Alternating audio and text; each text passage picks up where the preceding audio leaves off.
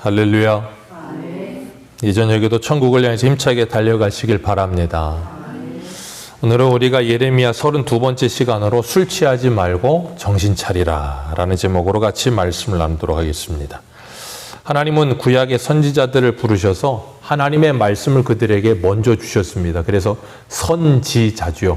먼저 선자에 알지자를 써서 하나님의 말씀을 먼저 받아 아는 사람들. 그래서 먼저 받은 그 말씀을 백성들에게 뭐예요?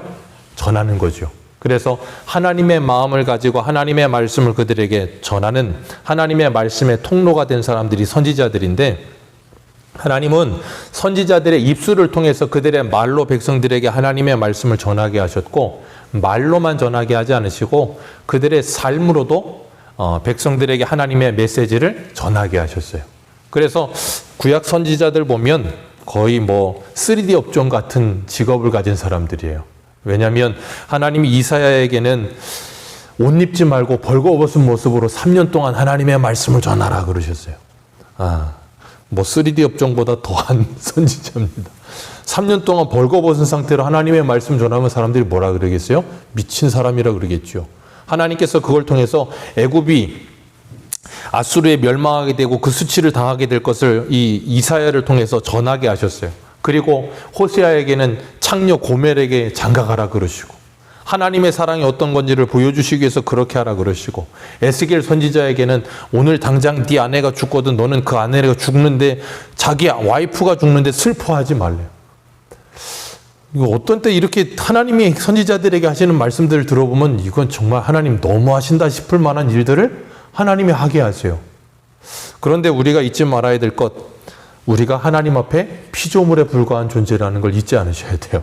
하나님은 창조주 하나님이시고 우리는 하나님의 피조물에 불과합니다. 그리고 하나님께서 우리를 사용하실 때는 하나님이 어떠한 방법으로 사용하시든 그것이 하나님께 영광이 되고, 또한 하나님께서 그것을 선하게 생각하시는 줄 기억하시길 바라요.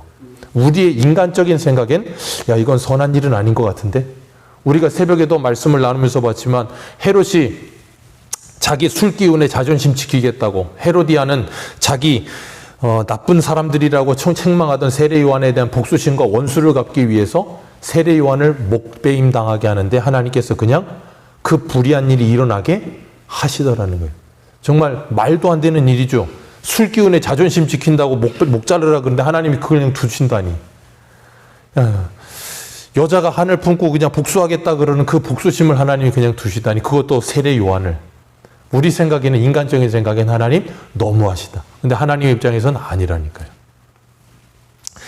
하나님께서는 하나님의 사람들을 통해서 각자의 인생을 살게 하시고 그 인생이 하나님의 메시지가 되게 하시는 줄 기억하시길 바라요.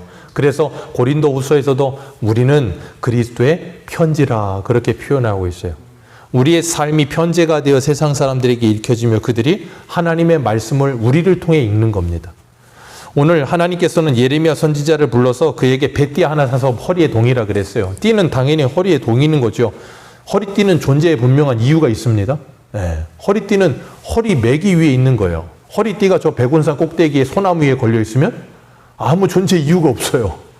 허리띠는 허리에 있어서 이거 매여야 되고, 그리고 군인들은 이거 탄띠 매가지고 거기에다가 탄창 끼고 수리탄 끼고 수통 끼고 그런 거 하기 위해 허리띠가 필요한 거예요. 그런 것처럼 이 세상에 존재하는 모든 것들은 그 존재에 이유가 있어요. 그러니까 존재의 이유와 목적을 잃어버리면 그건 쓸모가 없어지는 겁니다. 제 자리에 있어야 정상적인 거예요. 그래서 하나님께서 예레미야에게 띠를 사서 하나 매가지고 너 이렇게 허리띠에 동이고 물 적시지 말아라 그랬어요. 배니까, 배로 만든 일이니까 물 적시지 말아라 그랬는데, 또 말씀하시기를 뭐라 그러냐면 너는 그거 가져다가 저 유브라데 강가에다가 그거 숨겨두고 와라 그래요. 처음에 허리띠 사서 매라 그럴 때는 순종할 수 있어요. 그런데 유브라데 가서 숨기고 와라 그러는 말씀은 조금 순종하기가 조금 힘들어요. 왜냐하면 예루살렘에서 유브라데 거리가 1000km 정도 되거든요. 오늘날이야 1000km 하면 차로 가면 한 12시간이면 갈래나요? 10시간, 12시간이면 가겠죠. 그런데 이 당시만 해도 1000km는 그렇게 갈 수 있는 거리가 아니에요. 몇 달은 걸리는 거리입니다. 그런데 하나님께서 하시는 말씀이 저 유브라데 강가에 가가지고 이 배띠 하나 숨기고 오래요. 아니 뭔가 대단한 일을 시키셔서 거기 가라 그러면 좀 갈 수 있겠는데 그냥 가가지고 허리띠 하나 숨기고 오래요. 그럼 좀 의아하지 않겠습니까? 그러면서 그런 말 하지 않겠어요? 하나님 왜 거기까지 갑니까? 저 예루살렘에 있는 저 어디 예루살렘에 뭐 이렇게 요단강이나 아니면 사해 근처나 그런 데다 묻으라 그러시지 저 멀리 유브라데까지요? 생각할 수 있어요. 근데 예레미야는 그런 말 하나도 하지 않습니다. 그냥 하나님이 가서 숨기고 와라 그러면 아무 말 없이 그냥 순종해요. 이게 우리가 가져야 될 마음의 자세인 줄 믿으시길 바랍니다. 하나님의 말씀이 우리의 상식과 이성에 이해되지 않아도 하나님이 말씀하시면 그냥 순종하는 거예요. 왜냐하면 지금은 내가 이해할 수 없지만 후에 지나고 보면 그게 왜 그랬는지 이해할 날이 와요. 그렇기 때문에 당장 내가 이해되지 않아도 하나님의 말씀에 순종할 때 우리는 그걸 통해서 하나님을 기쁘시게 할 수가 있는 거예요. 그렇기 때문에 내가 자꾸 모든 걸 다 이해해야만 순종하겠다라는 생각을 버리셔야 돼요. 예레미야가 하나님의 말씀에 순종하고 감추고 돌아왔는데 또 여러 날 후에 하나님이 또 뭐라 그러세요? 너 가서 다시 그 띠 가지고 와라. 이거 거의 뭐 그냥 무슨 강아지 훈련시키는 것도 아니고 뭐 사서 사와라, 가서 묻어놔라, 다시 가지고 와라. 그 거리도 1000km인데 뭐 100리도 아니고 1000km인데 그러는 거예요. 그런데 다시 예레미야가 순종해서 가서 가져오려고 갑니다. 그런데 띠가 썩어진 거예요. 쓸모가 없어져 버렸어요. 그리고 하나님께서 그걸 왜 그렇게 하라고 하셨는지 9절에 말씀하세요. 9절 같이 읽습니다. 시작. 여호와께서 이와 같이 말씀하시니라.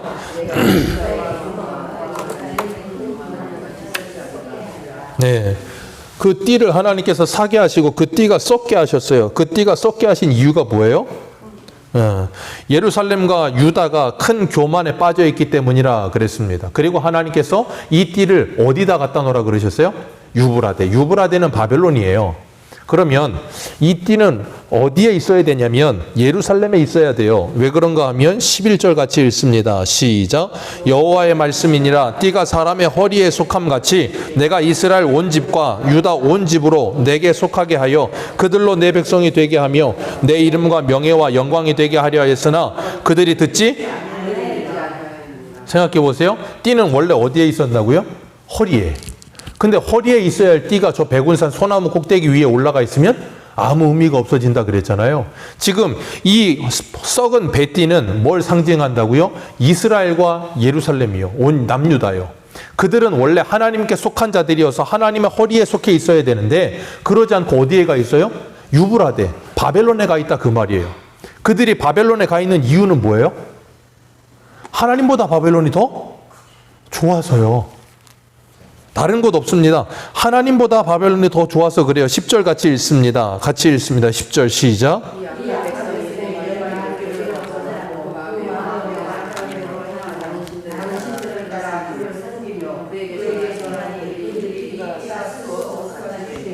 네. 이스라엘 백성들이 하나님을 떠나서 바벨론의 유브라데를 좋아했던 이유는 뭐냐면 그들이 더 하나님보다 완벽해 보였던 거예요. 이사야 시대에도 그런 일이 있습니다. 이사야 8장 한 군데 한번 보겠습니다. 이사야 8장 5절 보세요.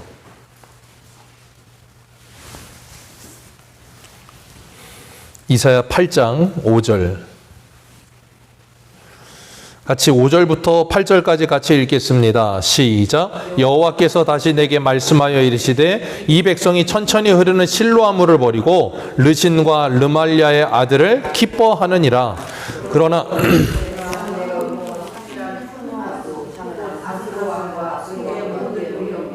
그들을 뒤덮을 것이라. 그 모든 골짜기에 차고 모든 언덕에 넘쳐 흘러 유다에 들어와서 가득하여 목에까지 미치리라.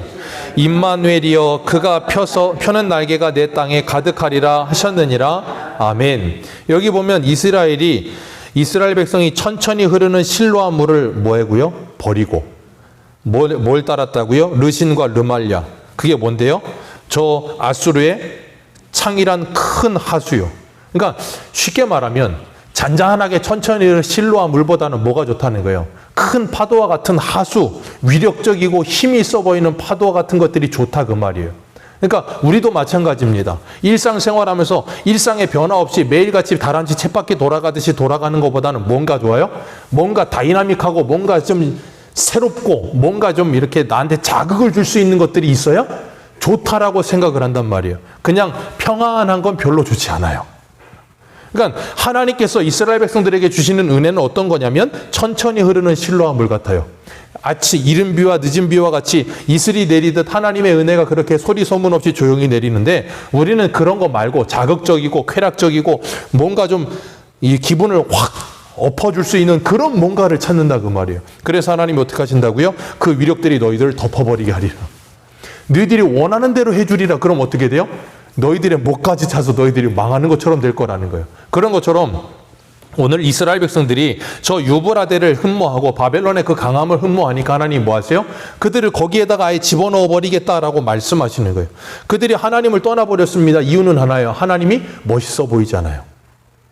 만약에 하나님께서 바벨론보다 더 찬란하고 멋있어 보였다면 그들이 하나님을 떠나 바벨론을 갔겠습니까?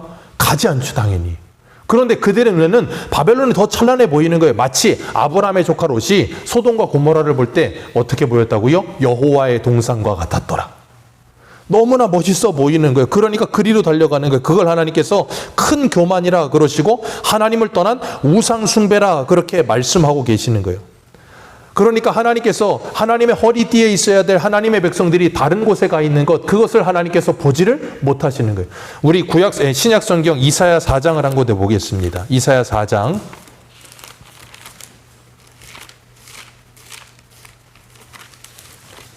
이사야 4장 4절입니다.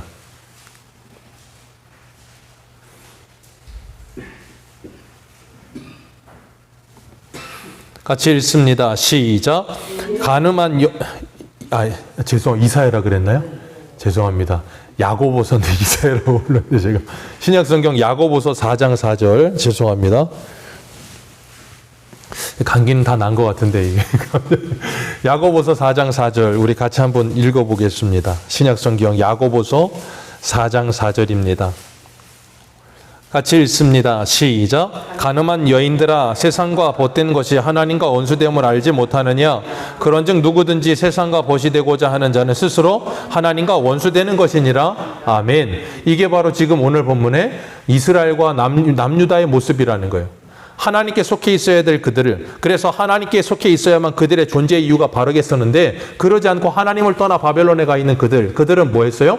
그들이 존재하는 이유를 잃어버린 거예요. 그러니까 이걸 좀 신앙적으로 표현하자면 그들의 사명을 잃어버린 거예요.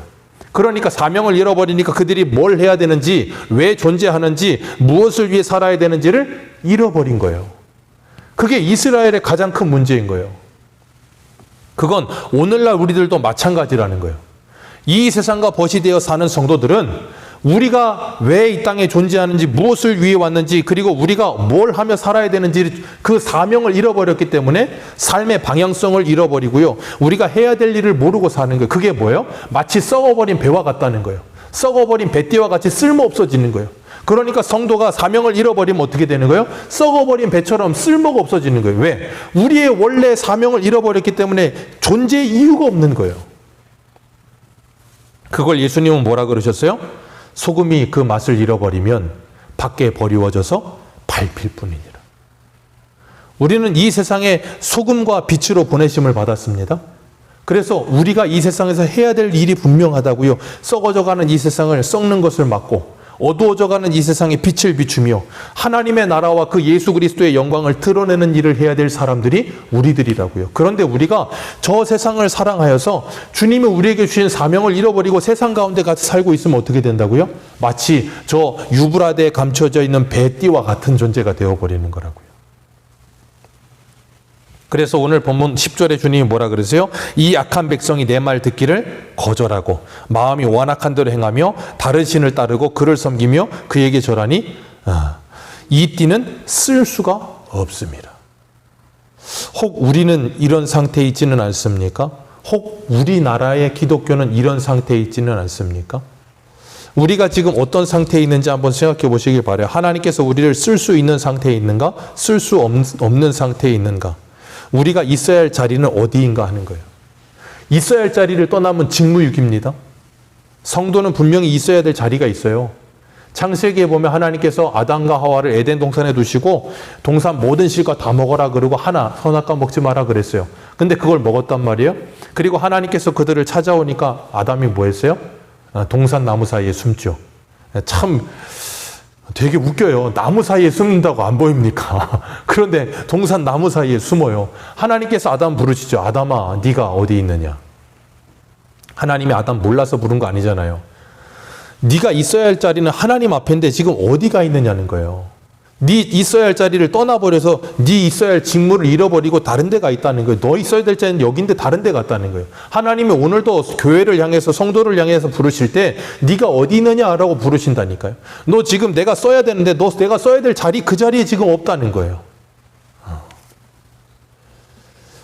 우리가 하나님께서 우리를 부르셔서 우리를 보내신 그 자리, 가정에서의 자리, 직장에서의 자리, 그리고 교회에서의 자리, 우리가 있어야 할 그 자리가 분명히 있어요. 부모로서의 자리, 자녀로서의 자리, 교회 안에서의 자리, 그 자리를 잃어버리면, 그 자리를 떠나버리면 어떻게 한다고요? 쓸모없는 것이 되어버리는 거예요.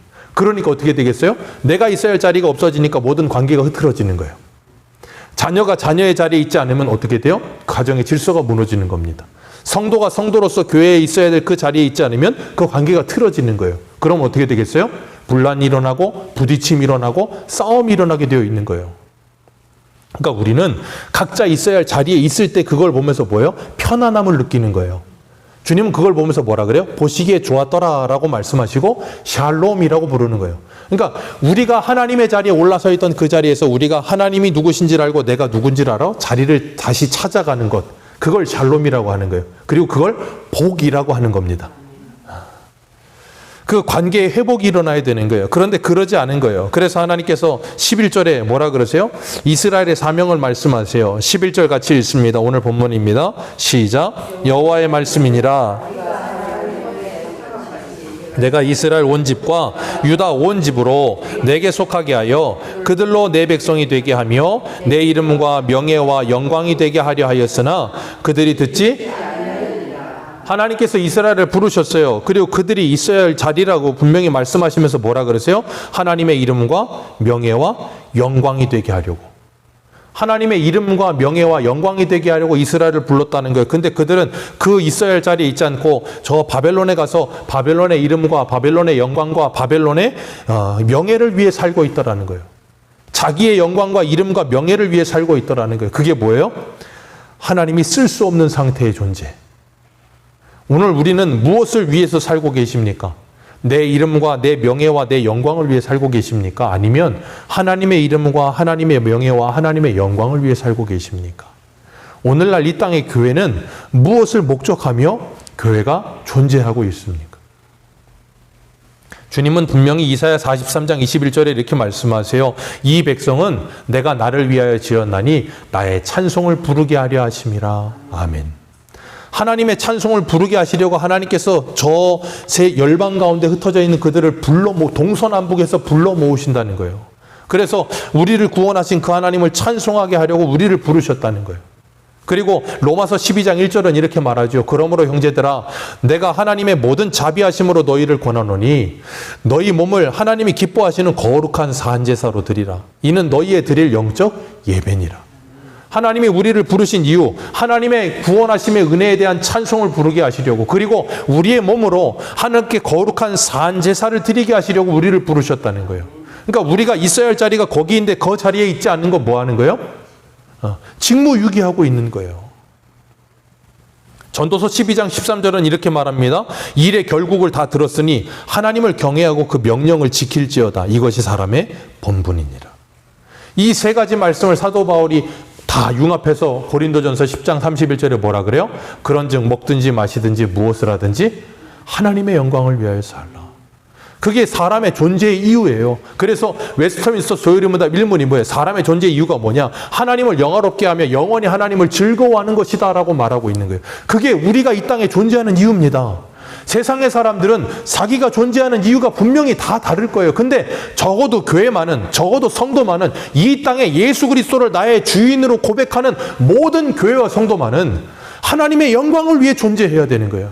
교회도 성도도 마찬가지예요. 우리가 그럼 하나님의 영광을 위해 어떻게 존재하는 겁니까? 가정에서 내 자리를 최선을 다해서 지켜내는 거예요. 부모로서, 자녀로서, 남편으로서, 아내로서 그 자리를 충실하게 잘 감당하는 게 뭐예요? 하나님의 영광을 위한 거예요. 가정생활에 충실하셔야 됩니다. 그래서 그리고 교회에서 나에게 맡겨주신 일에 최선을 다하셔야 됩니다. 그게 뭐예요? 하나님의 영광이 되는 거예요. 그리고 직장에서 하나님이 내게 맡겨주신 그 직장에서 돈벌이 수단이 아니라 하나님이 나를 보내신 자리라는 것을 알고 거기에서 최선을 다해서 성실하게 일하는 게 뭐예요? 하나님의 영광을 위한 거예요. 우리가 그걸 잃어버리면 사람들이 착각해요. 그러면 직장 가서 뭐예요? 일해야 될 시간에 자꾸 성경을 봐요. 만약에 여러분이 사장이라면, 제가 만약에 직장 사장이면 직장 와가지고 일 안 하고 성경 보면 그 사람 바로 자릅니다. 저 목사지만 제가 사장인데 만약에 직장 가서 성경 보잖아요. 잘라버릴 거예요, 그 사람. 왜요? 직장에 갔으면 일해야죠. 왜 직장 와서 성경을 봅니까? 그러니까 우리가 개념을 잘못 잡잖아요? 그러면 이 이상한 이원론에 빠져서 성경 보고 기도하는 것만 거룩한 거고 직장에서 일하는 건 그건 하나님의 일이 아닌 줄 아는 사람들이 있어요. 직장에서 최선을 다해서 열심히 일하는 게 하나님의 영광을 위한 거예요. 거기서 열심히 일하면서 사람들이 내 모습을 보고, 야, 교회 다니는 사람 정말 저 사람 믿을 만하다. 정말 성실하고 누가 보든지 안 보든지 정말 열심히 해. 그게 예배잖아요. 그 사람들이 그걸 보고 뭐 한다고요? 너희 착한 행실을 보고 하나님께 영광을 돌리는 일이라. 그게 뭔데요? 우리가 세상에 빛으로서 존재하는 이유예요. 그런데 그걸 하지 않고 그 자리에 있지 않으니까 어떻게 돼요? 쓸모없는 존재가 되는 거예요. 하나님께만이 아니요, 사람들에게도요. 그럼 어떻게 된다고요? 밖에 발휘어져서 밟혀질 뿐이에요. 수치와 멸시를 당할 수밖에 없는 거예요. 그래서 하나님께서 그들의 그 교만을 뭐 하신다고요? 썩게 하실 것이라. 꺾어버리실 것이라. 그래서 그들이 원하는 그 유브라대로 아예 보내버리겠다라고 말씀하시는 거예요. 여러분 기억하세요. 하나님께서 그것을 꺾어내시는 것이 은혜인 줄 믿으시길 바랍니다. 하나님이 꺾으셔서 왜 꺾으세요? 이유는 딱 하나입니다. 그들을 원래의 자리로 돌려놓으시기 위해 꺾으시는 거예요. 하나님의 목적은 그들을 다시 돌려놓는 게 목적인 거예요. 쓸모없는 그들을 다시 쓸모있는 존재로 만들어내시기 위해 꺾어내시는 거예요. 완전히 망가져야만 그들이 다시 일어날 수 있는 거예요.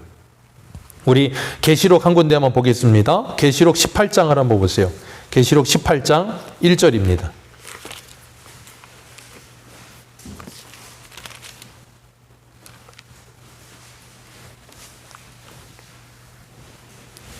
계시록 18장 1절에서 4절입니다. 우리 같이 읽겠습니다. 시작. 이 일 후에 다른 천사가 하늘에서 내려오는 것을 보니 큰 권세를 가졌는데 그의 영광으로 땅이 환하여지더라. 힘찬 음성으로 외쳐 이르되 무너졌도다 무너졌도다 큰 성 바벨론이요 귀신의 처소와 각종 더러운 영이 모이는 곳과 각종 더럽고 가증한 새들이 모이는 곳이 되었도다. 그 음행의 진노의 포도주로 말미암아 만국이 무너졌으며 또 땅의 왕들이 그와 더불어 음행하였으며 땅의 상인들도 그 사치의 세력으로 치부하였도다 하더라. 또 내가 들으니 하늘로부터 다른 음성이 나서 이르되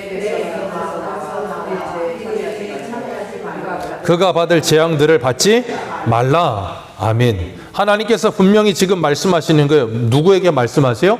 큰 성 바벨론, 무너져 있는 그 바벨론에 들어가 있는 하나님의 백성들에게. 거기 지금 무너졌다. 이미 무너진 곳이다. 그러니 너는 거기 있지 말고 뭐 하라고요? 거기서 빨리 나와서 그 재앙을 받지 말아라. 그러니까 귀 있는 자는 이 말씀이 들리겠어요? 안 들리겠어요? 들린다니까요. 들리고 거기서 나오게 되는 거예요. 그런데 그들이 거기에 왜 들어가 있어요? 3절 같이 읽습니다. 시작. 그 음행의 진노에 포도주로 말미암아, 거기까지만 읽습니다. 음행의 진노에 포도주로 말미암아 제정신을 못 차리고 있는 거예요. 그래서 뭐예요? 땅의 상인들도 그 사치의 세력으로 뭐하는도다? 치부하였도다. 그러니까 큰 성 바벨론에 가서 뭐하고 있어요? 돈 벌고 사고 팔고 시집가고 장가가고 그것이 인생의 목적이 되어서 거기에서 그것만을 위해 살고 있는 거예요. 거기 지금 무너질 곳인데 마치 소돔과 고모라가 내일 당장이면 하나님께서 불과 유황으로 심판해 버리실 건데도 불구하고 그 밤에 거기서 향락에 젖어서 먹어라 마셔라 부숴라 하는 그 사람들과 똑같은 모습으로 그거 하고 있더라는 거예요. 왜 큰 성 바벨론에 가 있습니까? 이유는 하나예요. 거기에 붙어서 치부할 수 있기 때문에 부를 축적할 수 있고 내가 원하는 그 무엇인가를 얻어낼 수 있기 때문에 거기 들어가 있는 거예요. 그러니까 뭐 하라는 거예요? 정신 차리라는 거예요. 네가 얻어야 할 것은 그런 것들이 아니다라는 거예요. 근데 그걸 뭐 하지 못해요? 깨닫지 못해요. 왜? 술 취해서요. 제정신을 못 차리는 거예요. 술 취하니까요, 알아보지 못하는 거예요. 그래서 오늘 본문 12절에 뭐라 그러세요? 본문 12절 같이 읽습니다. 시작. 그러므로 너는 이 말로 그들에게 이르기를 이스라엘의 하나님 여호와의 말씀에 모든 가죽 부대가 포도주로 차리라 하셨다 하라. 그리하면 그들이 내게 이르기를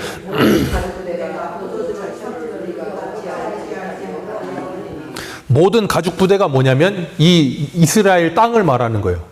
그 이스라엘 땅 안에 뭐가 가득해요? 포도주가 가득할 거라는 거예요. 그래서 13절에는 왕들과 제사장들과 선지자들과 모든 주민이 어떻게 되리라? 잔뜩 취하리라. 그 취하는데 뭐에 취해요? 하나님의 진노의 포도주에. 그래서 그들이 뭐예요? 제정신을 못 차리는 거예요. 그래서 14절 같이 읽습니다. 시작. 그들이 피차 충돌하여 상하게 되고 부자 사이에도 그러하게 할 것이라. 내가 그들을 불쌍히 여기지 아니하고 사랑하지 아니하며 아끼지 아니하고 멸하리라 하셨다 하라. 여호와의 말씀이니라. 술 취하면 뭐 한다고요? 피차? 싸움 나는 거예요. 여러분, 거의 모든 사건은 언제 일어나요? 밤에. 뭐 때문에요? 술 때문에. 그 유명한 가수 하나도 술 먹고 운전하다가 그거 뭡니까 그게. 자기 하나만 그렇게 되면 되는데 거기 딸려있는 그 기획사며 뭐 사람들 5만 사람들 그거 어떡할 겁니까? 얼마나 불쌍해요. 그러니까 사람들의 문제는 거의 대부분이 제정신일 때 일어나지 않아요. 제정신이 아닐 때 일어나요. 그 거의 대부분은 술 때문에 일어납니다. 피차 충돌이 납니다. 그리고 부자 사이에도 뭐 한다고요? 충돌이 일어나요. 우리말에도 그런 말 있잖아요. 낮술 취하면 뭐도 못 알아봐요? 부모도 못 알아본다고. 낮술 취하면 부모도 못 알아봐요. 그냥 누구든 그냥 들이대고 그냥 싸우는 거예요. 제정신을 못 차리는 거예요. 하나님께서 그런 그들을 뭐예요? 그냥 내버려 두실 수가 없는 거예요. 왜요? 딱 하나 때문에. 그들을 사랑하시기 때문에요. 그걸 그냥 내버려 두면 안 된다는 걸 아시는 거예요. 그래서 하나님께서 그들에게 이 말씀을 하시는 거예요. 이 말씀하시면서 뭐 하라고요? 계시록 18장 4절에 그 무너진 거기에서 빨리 나와서 그 진노받지 말고 빨리 나와라고 하나님께서 말씀하고 계시는 거예요. 그러니까 너희들은 그 하나님의 진노의 포도주 잔에 있는 그 포도주 마시고 술 취하지 말고 제정신을 좀 차려라라고 말씀하시는 거예요. 이 세상의 것에 술 취하지 말라는 거예요. 에베소서 5장에서도 그러잖아요. 술 취하지 말고 성령의 충만을 받으라고 말씀하시잖아요. 왜요? 세월을 아껴라. 때가 악하다. 이 악한 때에는 이 세상이 우리들을 뭐예요? 미혹하여서 제정신을 못 차리게 만들어요. 계속해서 술 취한 것처럼. 그러니까 우리가 이 술 취한다는 게 알코올만을 말하지 않아요. 우리가 술 먹으면 제정신 못 차리는 것처럼 세상에 세상의 생각과 마음과 정신이 빠져버리잖아요. 성도가 제정신을 못 차려요. 제정신을 못 차리는 것 어때요? 성도다움이 나타나질 않는 거예요. 하나님이 사용하셔야 되는데 하나님이 쓸 수 없는 존재가 되어버려 있는 거예요. 그래서 하나님께서 그들에게 뭐 하시는 거예요? 정신 차려라라고 말씀하고 계시는 거예요. 하나님은 오늘도 우리에게 그 말씀하시는 거예요. 너희들이 정신을 차리고 성령의 충만함을 받아서, 그러니까 우리가 성령의 충만함을 받는다는 건요, 사람이 제정신으로 사는 거예요. 제정신이 아니던 사람이 성령을 받으면 제정신이 되는 겁니다. 그리고 나면 이 세상을 제대로 볼 수 있게 되는 거예요. 그러면 어떻게 된다고요? 이 세상은 하나님의 심판을 받아 무너질 장망성으로 보이는 거예요. 그게 철로 역정의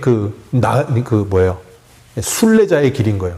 그 사람이 보기에는 이 세상이 멸망당할 장망성으로 보이는 거. 그러니까 뭐예요? 그 말씀 편지를 읽고 떠나잖아요. 그 가족들은 안 떠난다고요. 나중에 2부에 보면 그 가족들도 다 떠나가요. 왜요? 깨닫게 되니까. 그런 것처럼 하나님께서 우리들에게 이 세상을 살면서 하나님의 말씀을 통하여 오늘도 우리에게 뭘 가르치고 계시는 거예요? 이 세상에서 제정신을 못 차리고 있는 교회와 성도들에게 정신 차리고 돌이키라는 거예요. 너희들이 해야 될 일, 너희들이 가져야 될 사명, 너희들이 지금 존재해야 되는 이유 무엇인지 분명히 알아라. 하나님이 분명하게 설정하셨어요. 11절에 뭐라고요? 내 이름과 명예와 영광을 위해 너희들을 불렀다라고 말씀하고 계세요. 우리가 이 땅을 살아가면서 무엇을 하든지, 여러분이 무슨 일을 하든지 하나님의 이름과 명예와 영광을 위해 살아가시기를 축복합니다. 무슨 일을 하는 건 중요하지 않아요. 어떤 일을 하든 그것이 하나님의 이름이고 하나님의 이름의 영광이 되는가? 하나님의 명예의 실추가 되지 않는가? 그걸 생각하시는 거예요. 그렇지 않다면 어떤 일이든 괜찮아요.